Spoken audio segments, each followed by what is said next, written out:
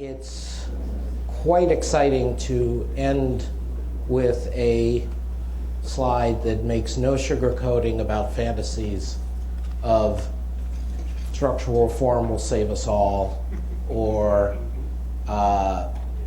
it's just a question of getting everyone to behave right. As I said before the introduction, Hans-Werner is someone who speaks truth, or at least speaks the truth as he sees it without hesitation. There's obviously going to be a lot of questions. Within our own institute, we have very lively debates over the austerity now versus later question. If I could just pose one question to start before I open it to the floor.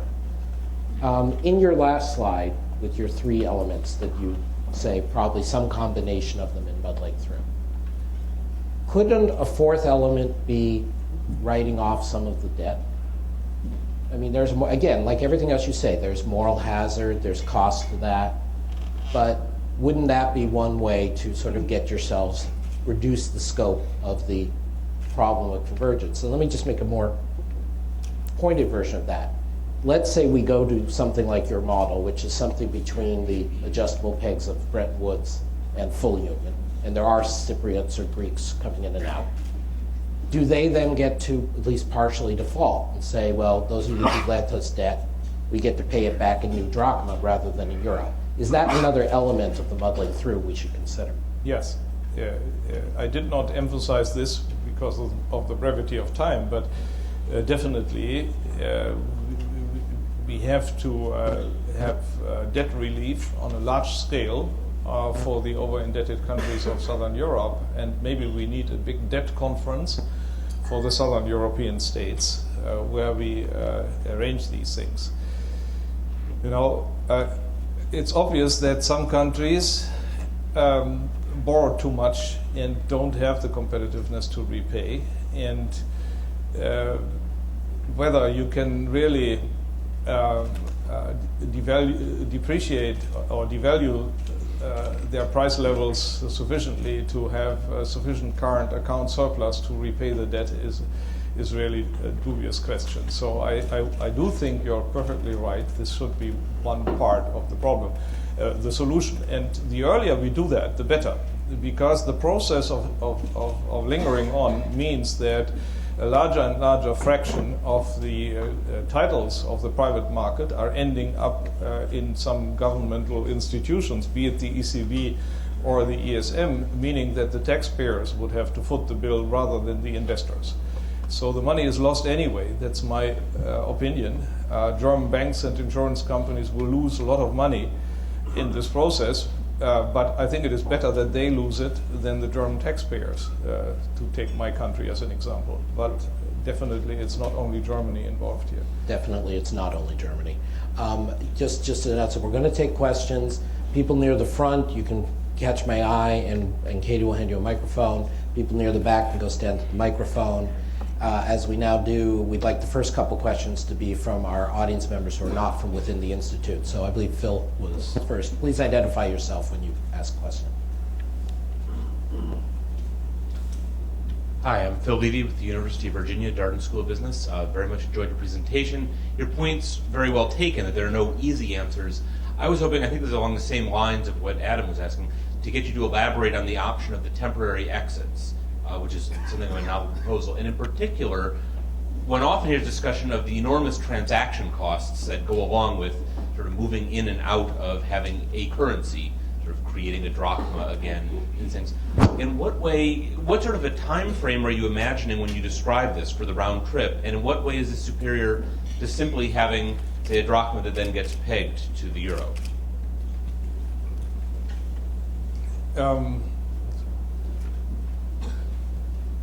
So before the exit, there is, of course, capital flight and bank runs and so on, all these dirty things, which we have seen in Cyprus. So, but to solve that, there need to be capital controls and limits to the amounts of money you can withdraw from the bank. So everything we see in Cyprus, ugly, but as soon as a country has exited, you can relieve all these constraints.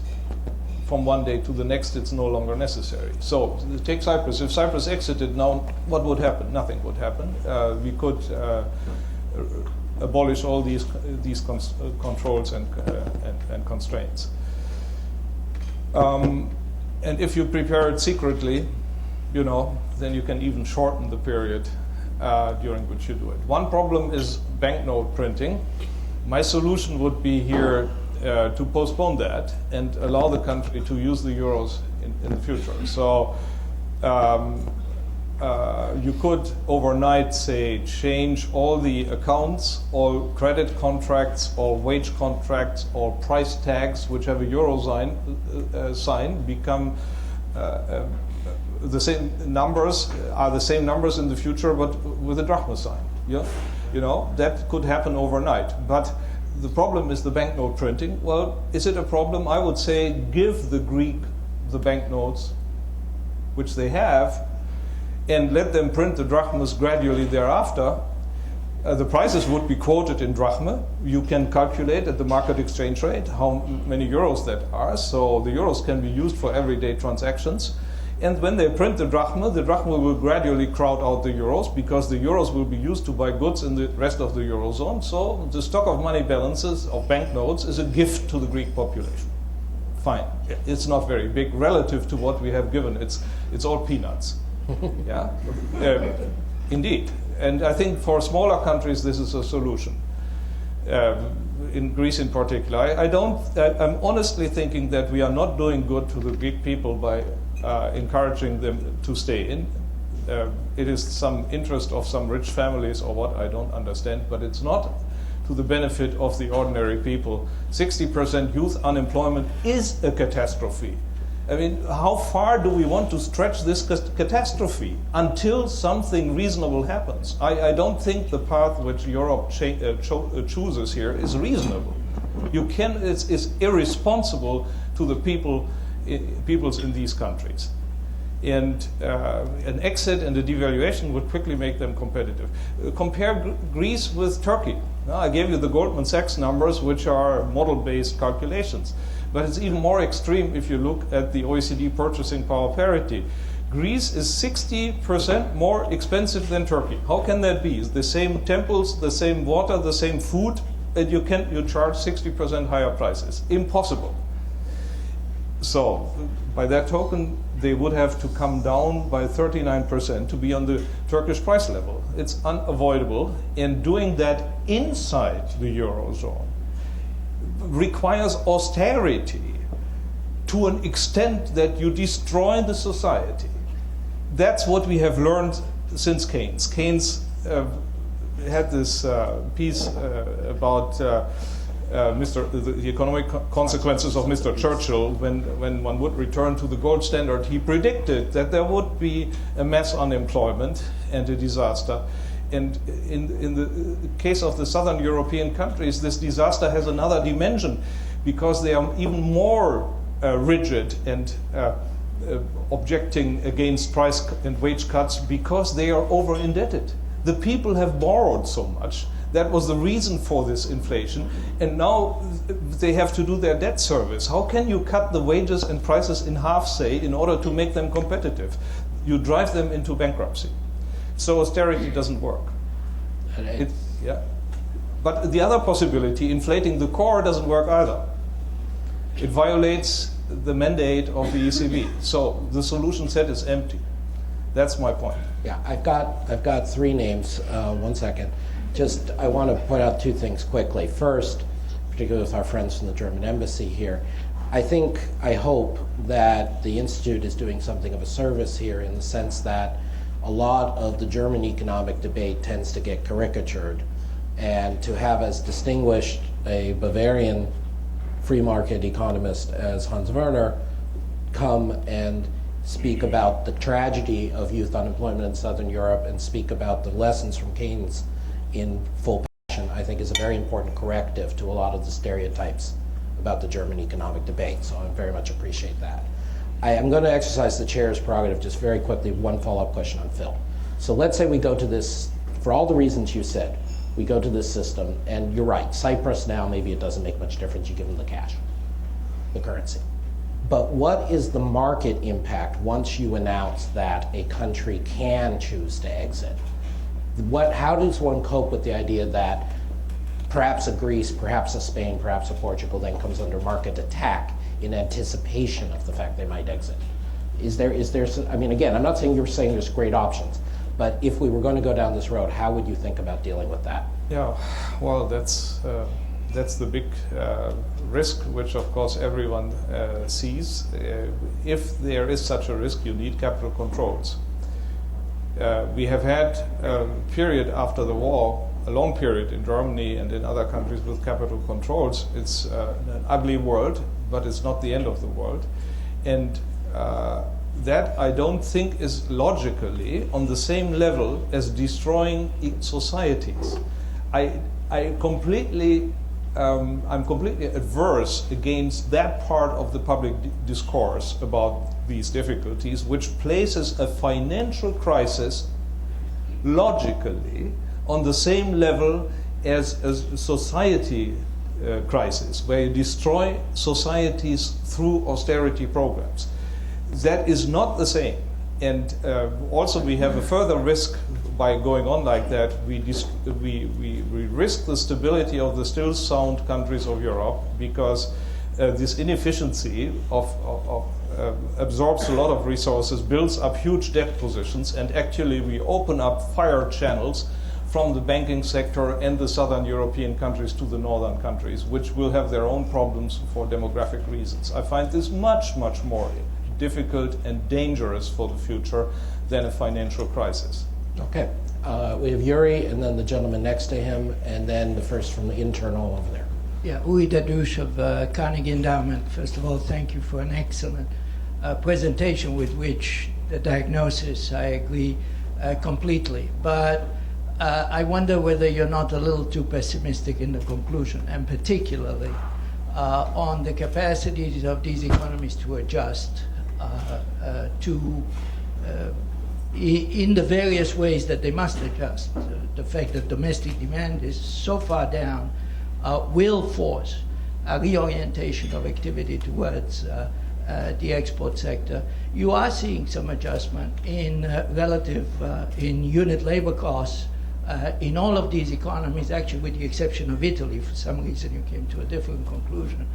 And so I believe, and I'd like to get your view, I believe that there is the adjustment that is taking place in relative prices.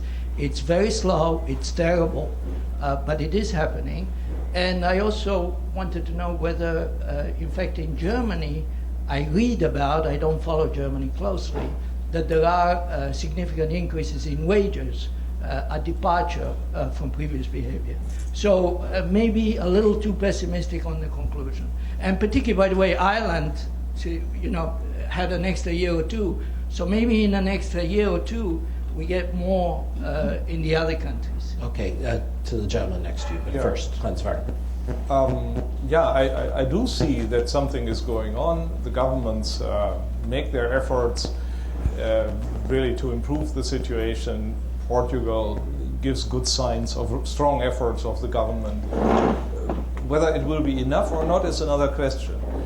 I think it will not be enough. Has not been enough. As I showed, the GDP deflators have not shown the realignment, even though in the summer we will have completed the 6th year of this crisis. That makes me not so optimistic as you are. And the unit labor cost argument, I think, is flawed insofar as unit labor costs tend to improve in countries that go into increasing unemployment for the mere fact that high unit labor cost jobs disappear because they are not profitable. Firms ration them away, and firms with high unit labor costs go bankrupt. I remember the period 10 years ago in Germany. We had all the same. Germany had its own euro crisis, little noticed outside Germany when the euro was introduced, because the gold seemed to glitter more than in Germany. So there was capital export. 2/3 of our savings were exported. And at that time, We economists argued the wages are too high. We had the highest wage costs per hour in the world, nearly, and I and others argued you have to come down.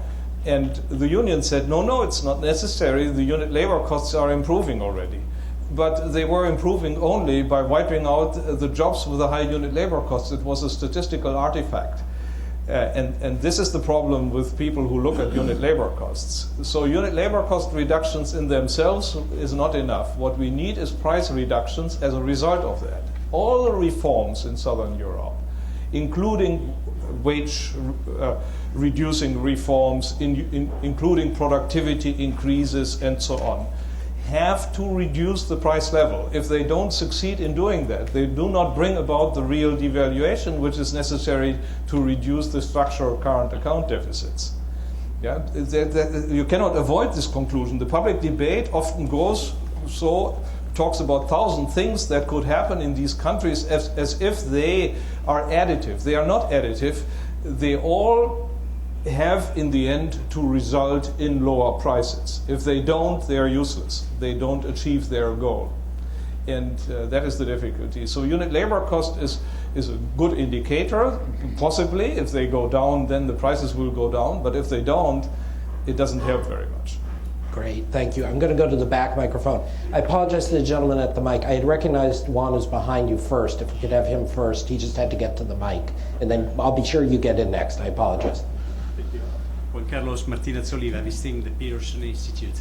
First of all, thank you very much for your very interesting presentation. And I agree, I share most of your arguments, but I'm not completely convinced about the conclusion.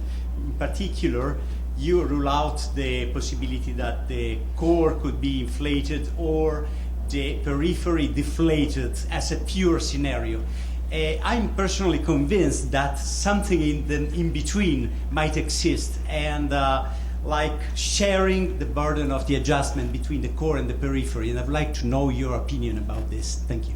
Oh, I share this view. Then I did not express myself well. I think I remember me saying we have to muddle through and do a little bit of all three possibilities. So a little bit of inflation in the core, a little bit of austerity in the periphery to keep the inflation rate at least low, and a little bit of exit. So, no, it's except for the fact that exit's a dichotomous variable, we're fine. I've already got a cue because this is so fascinating. Did we get you yet? No, yet. Oh, okay, sorry. So this gentleman, then the gentleman at the mic, and then Jacob. Thank you, Professor Sinn. Alex Burrier with ASCGS. My question goes to two areas that you didn't touch upon. One is the banking union and the possible role of a banking union as a tool to help muddle through, in your words. And the other one is, since you're talking so much about the debt stock and how much that debt stock is clearly impeding or slowing down a process of adjustment, whether it would be acceptable for you to embrace a model or a proposal made by your colleagues in Germany about a debt redemption fund to cover that debt exceeding, for instance, 60% of GDP instead of a write-down. Thank you. No, I think that's a bad idea, because if you have this debt redemption fund, as the Council of Advisors in Germany has recommended, you cannot ensure that the rules will be obeyed. They said that we will put the debt together, and then we will have a rule saying that 4% of the debt is repaid every year. That's very demanding. If a country was offering that to the capital market and really acting according to it, its spreads would immediately come down, and we would not need this. To collectivize this repayment operation is reducing the incentives. And here I again point to the experience with the United States of America. It's never a good idea. Liability is the fundamental element of a capitalist economy. If you make an investment, you have to stand in for the potential losses. And if you reduce that and socialize the burden, then you overborrow. That will never work, in my opinion. And I can say nearly all of my colleagues in Germany see that the same. So the Council of Advisors is really isolated with his position, and including the government does not like it at all. But that's not the issue. So what was the second point? The banking union. Yeah, I belonged among those signing a letter to the government in the last summer. There were 2 letters written basically with the same content, namely that we should not recapitalize the banks with taxpayer money, which was the decision of June last year. Why not? Because the burden is there. The debtors cannot repay. Someone has to bear the losses. But why the taxpayers? First of all, it's a redistribution. It's a distributional issue, a matter of justice. And second is it's an incentive thing. We believe that it should always be the investor himself who should bear the loss. Also, because the burden is so large. There are some people who say, now we have somehow solved the government debt problem in Europe. Now this little bit of banking issue we can also handle with the ESM. The debt of the banks of the 6 crisis countries taken together is 9 trillion euros, nearly 3 times as large as the government debt. So the volume is simply too large. Even if we wanted, we could not impose the right of losses on the taxpayers of Europe. It's just a number too big, you know. And there's only one group of people who could bear technically the potential losses, that is the investors and depositors themselves. Now, there was a protest against us, but you see the Cyprus result is exactly what we wanted. So we have to have bail-ins. There is no alternative to bail-ins. And I admire America for having this approach. You solved your banking problem in a more aggressive way than we did. There's hardly any bank in Europe that thus far went bust in this crisis, just like Bank. All others have been rescued. In America, hundreds of banks have went bankrupt, so their depositors and creditors lost their money. And you also nationalized temporarily some banks, creating a strong incentive for them to look for private money to get the government out. So these were radical measures which have not been taken on the continent. It thus far has all been taxpayer money, and I think this was a big mistake, because we will continue with this crisis forever if we do not want to let banks go bankrupt. Bankruptcy is a fundamental element of a market economy to clear the air and begin anew. So we had Anders Borg, many of you were here for him, the finance minister of Sweden, talking in some similar terms about the lessons from the Swedish aggressive treatment of banks in their crisis. At the back, Mike, sir, thank you for your patience with our queuing. No problem. Thank you, Dr. Sinn. I'm Pablo Garcia Silva from the IMF board. I like very much your last slide. I think it's quite pragmatic and realistic. Both things are commendable.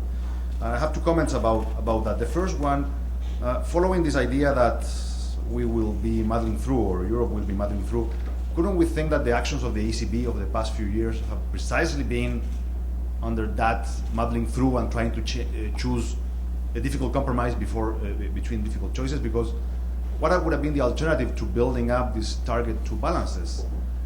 You say there is a complaint about the technocratic allocation of bailout money through the target 2 balances and not the sovereign through parliamentary decisions. But the alternative would have been probably an even sharper current account correction, an even sharper contraction in output, and also a forced exit from the euro, again determined not by a political process, but rather by technocrats in charge of the payment system. So wouldn't that have been a worse outcome? And second comment, more on the broad discussion of monetary arrangements. Some people have complained that one of the lessons of all these difficult periods of the past few years, not only in the Eurozone, but the rest of the world, has been that inflation targeting is not really a good monetary framework. But I think that from your conclusions, one can argue that fixed exchange rates is actually quite a folly, except in specific circumstances, under very precise conditions. So maybe that would be a lesson from all this, that fixed exchange rates is a really bad idea. Bringing it back to our core Oh, issue. that's a deep question. I mean, exchange rate systems are always difficult, and we know nothing which really functions.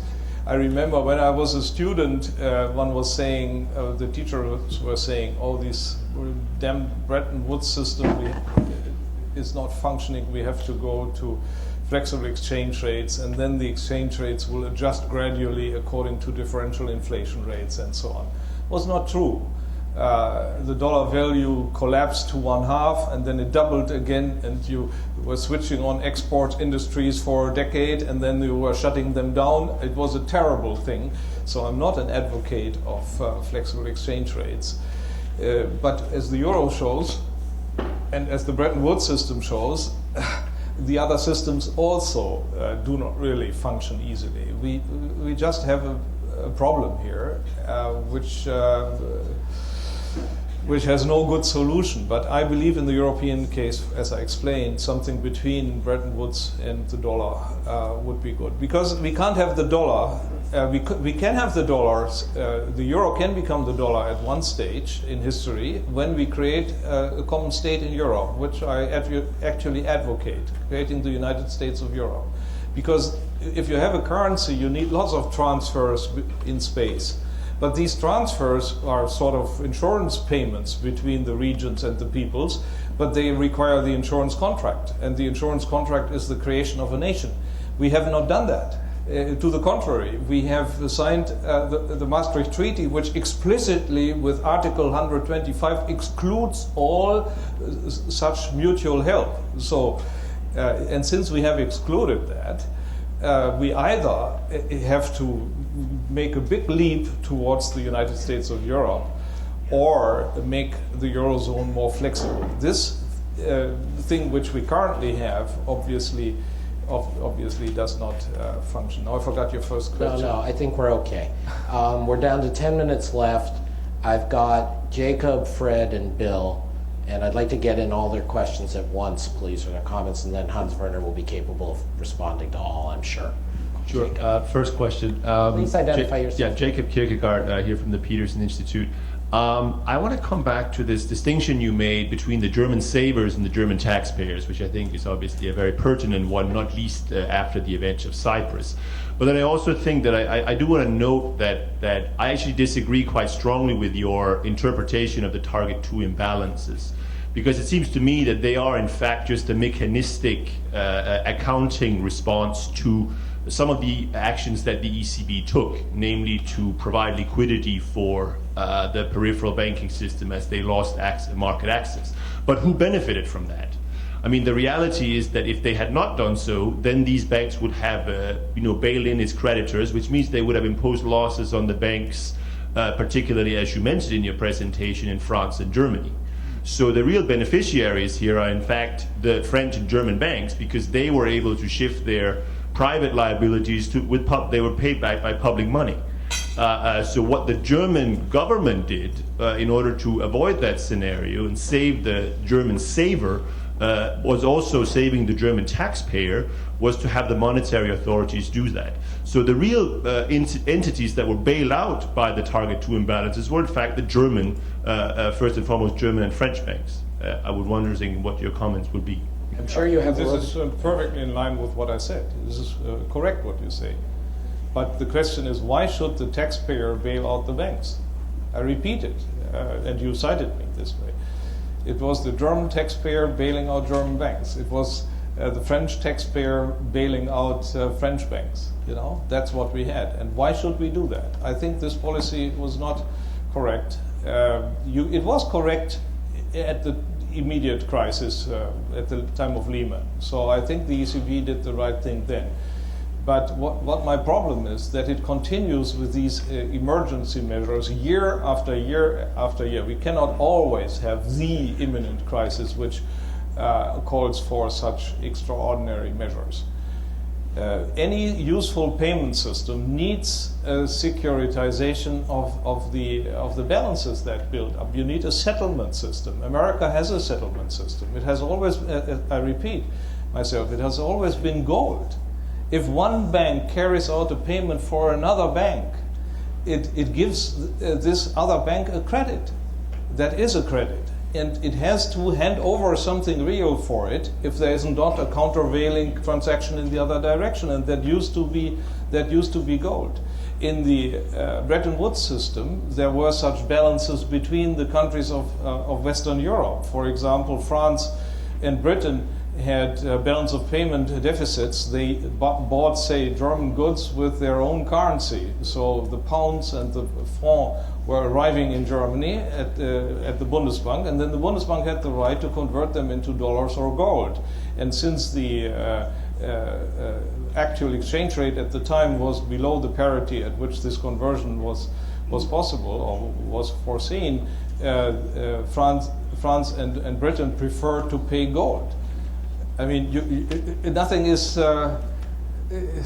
It's not just an accounting thing. If that was an accounting thing, why did the Bretton Woods system have gold settlement? Why did America have gold settlement until 75? Why still today would you have a settlement with shifting ownership titles in the open market clearing portfolio between the district feds? Look at the target balances in America. They all have been settled. Every April you have a settlement process.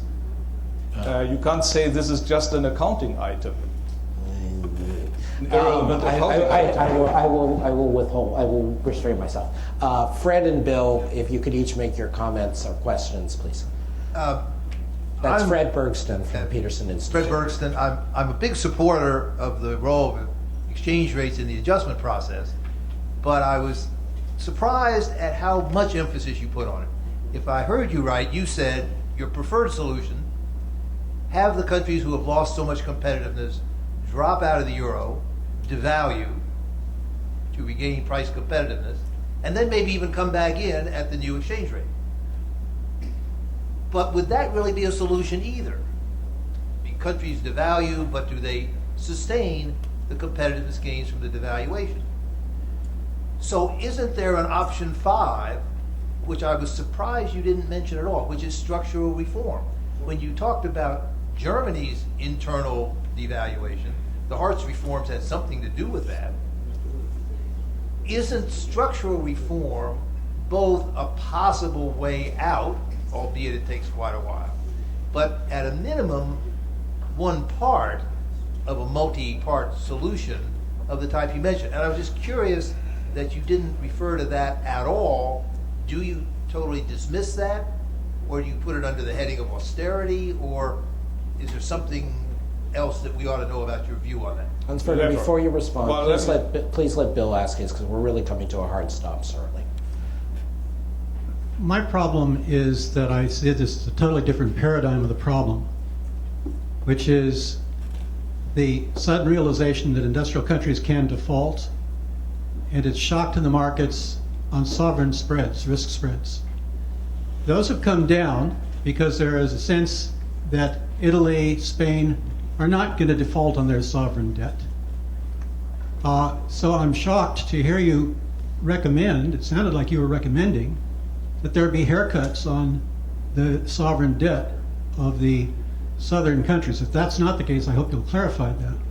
I think the damage that would be done to European growth over the next decade from a 50% haircut on Italian debt puts anything we've seen so far to make it be trivial.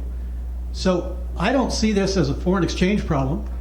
The current account magnitudes that you could see are not massive. They're within the 3% limit going forward that we would see here as sustainable.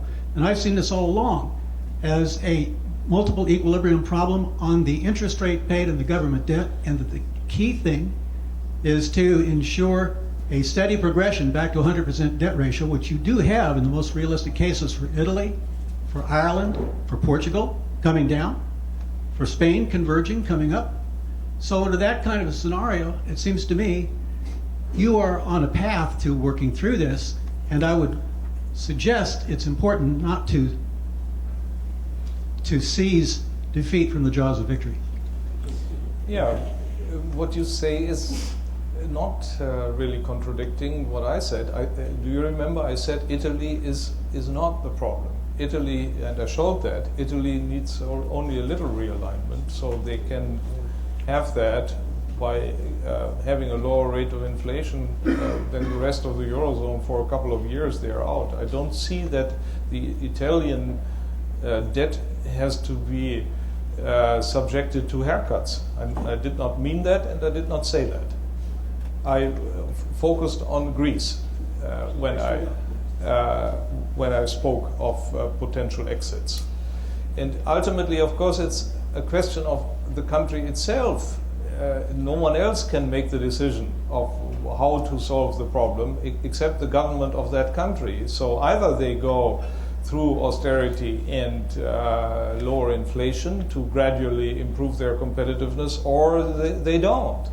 But then if they don't, they cannot expect unlimited funds from the rest of the Eurozone. But then they would have to take the exit option, which I would design in a way that it is not a catastrophe, to the opposite, it is a solution. I would help the country with sensitive imports, which become more expensive. I would have a program for rescuing the banks of that country. I would, of course, also have a debt relief program,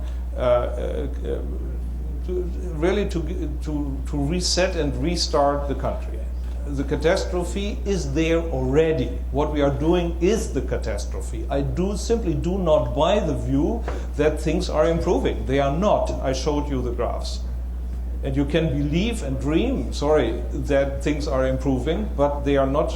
We do not see that really in the data. Fred, you said, do you subsume these reforms under austerity? Indeed, that's what it is. I said all these reforms we are talking about are useful to the extent only that they cut the price level of the country and make it more competitive. And one possibility would be Germany. I did not want to talk here about the German model because Germany is always accused of imposing its path on the other European countries. But since you mentioned that, what happened in Germany 10 years ago with the Schröder reforms, the Schröder deprived millions of Germans of their second-tier unemployment benefits, thereby reducing the reservation wages at the lower end of the income distribution and widening the wage distribution, which created lots of jobs for less qualified people and also induced a period of little wage growth for the average wages, which allowed low inflation to take place, which then gradually improved the competitiveness of the German economy. These are the necessary reforms. And if I see Spain and Italy, it's exactly what they need. They have very rigid labor markets. They have a system where you can't fire the older ones. The young ones stand in front of the factories and are not let in because there is no movement. There would be radical reforms necessary to make the labor market flexible so that people with higher productivity and lower wages can enter, and this would be then the recipe for making the companies more competitive. I'm fully on your side. So this is part of the package which we need. And for most countries, I'm optimistic. I think they can make it in the Eurozone, but only through a decade of slump and stagnation. You cannot have a growth strategy with Keynesian demand stimuli and say these same things would happen. They would never happen. They would only come out of the crisis. Think of Berlusconi's actions 2 years ago. In the summer, he all of a sudden announced reforms, budget cuts and so on. Why? Because the spreads were going up. And then the ECB intervened and brought the spreads down, and then Berlusconi said, oh, no, I did not mean that. The same with Mario Monti. Monti, when he was in charge, negotiated with the unions, and it looked very good, so he had some mileage. But then Mario Draghi intervened with his big bazooka, and the problem seemed to be resolved, and all of a sudden the union said, no, we don't want to continue any longer. So these measures that take the pressure from these economies are counter-firing. They imply immediately that the political forces don't think it is not necessary to go through these painful reforms. Germany did its painful reforms only under extreme pressure at the time, because there seemed to be hardly any other solution. The unemployment rates were increasing, and the whole process seemed to go out of control. And out of that situation, Schröder was carrying out his reforms. It was not pleasant for the people. Actually, Schröder lost his job over that. But now he's the big hero because he has done it. Now everyone 10 years later understands that this was the right reform to be done. So it's an austerity program. It is one of becoming cheaper by inducing a process of real devaluation. We cannot avoid it. Okay, I'm afraid we have to cut it off there. I'm so grateful to you, Hans-Werner. This was fantastic, and I'm grateful to everyone for engaging in the way that they did. This is obviously an issue of great economic interest, of political interest, of interest for all of us who care about Europe, and of deep interest here at the Peterson Institute. And just once again, I not only want to thank Hans-Werner, but also Dr. Gerlinde Sinn. They are visiting with us for the full week and sharing their insights with our people. And I want to thank especially Marina and Robert Whitman. We'll make sure they get the video with your thanks later today, but that they made it possible for us to have such a distinguished and exciting lecture and a distinguished and exciting guest. Thank you all very much. The meeting is adjourned.